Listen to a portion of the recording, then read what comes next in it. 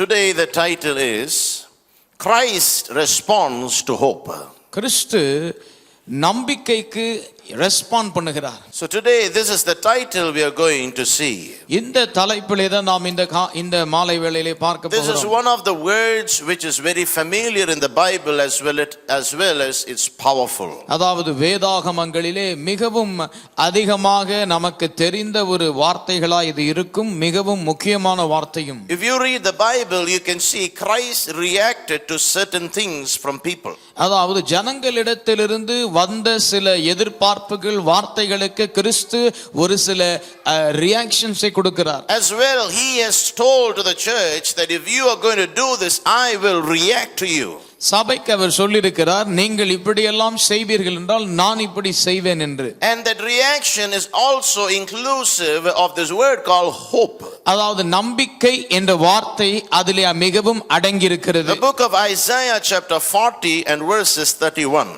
ஏசாயா 40ஆம் அதிகாரம் 31ஆம் வசனம் பார்ப்போம். But those who wait on the Lord shall renew their strength, they shall mount up with wings like eagles, they shall run and not be weary, they shall walk and not faint. கர்த்தருக்கு காத்திருக்கிறவர்களோ புதுபலன் அடைந்து கழுகுகளைப் போல செட்டைகளை அடித்து எழும்புவார்கள், அவர்கள் ஓடினாலும் இளைப்படையார்கள், நடந்தாலும் சோர்ந்து போகார்கள். This word wait which is seen in this verse, அதாவது இந்த வசனத்திலே நாம் பார்க்கிற காத்திருக்கிறது என்ற வார்த்தை, in the actual translation it is used as hope. அதாவது லிட்டரல் டிரான்ஸ்லேஷன்ல நீங்கள் பார்க்கும் பொழுது நம்பிக்கை என்று அங்கே சொல்லுகிறது. But those who hope on the Lord shall renew their strength and mount up like eagles. கர்த்தருக்குள் நம்பிக்கையாய் இருக்கிறவர்கள் புதுபலன் அடைந்து கழுகுகளைப் போல செட்டைகளை அடிப்பார்கள். What happens when hope comes in our life? நம்பிக்கை நம்முடைய வாழ்க்கையிலே வரும் பொழுது என்ன நடக்கும்? Why is hope important for the body of Christ? ஏன் கிறிஸ்துவின் சரீரத்திற்கு நம்பிக்கை அவசியமாய் இருக்கிறது? Hope will generate a power in our life. நம்பிக்கை நம்முடைய வாழ்க்கையிலே வல்லமையை அது சிருஷ்டிக்கும். Which will renew your strength, number one. அது உங்களுடைய பலனை புதுப்பிக்கும் முதலாவது. And number two, it will make you like an eagle, which will allow you to mount up like an eagle. இரண்டாவது, உங்களை கழுகுகளைப் போல செட்டைகளை அடித்து உயர எழும்பச் செய்யும். The only animal which encourages itself or regains the power for itself is eagle. அதாவது எந்த மிருகம் தன்னுடைய பலத்தை அது புதுப்பித்துக் கொள்ளும் என்றால், புதுப்பித்துக் கொள்ள முடியும் என்றால் அது கழுகு. Hallelujah. Hallelujah. That is what prophet Isaiah says. அதைதான் ஏசாயா தீர்க்கதரிசி சொல்லுகிறார். Those who hope on the Lord will regain their strength and mount up like eagle.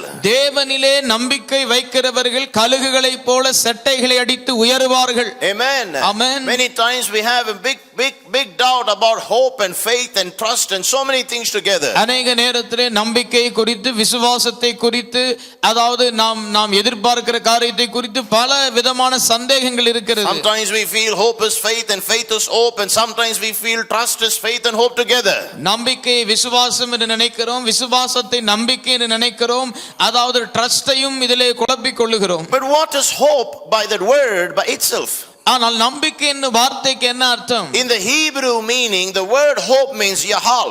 எபிரேய பாஷையிலே ஹோப் என்ற வார்த்தைக்கு யஹார் என்ற அர்த்தம். Anticipating divine power which brings victory. அதாவது anticipating தேவனுடைய வல்லமையை எதிர்பார்க்கிறது ஜெயத்தை பெற. எதிர்பார்த்தல். Amen.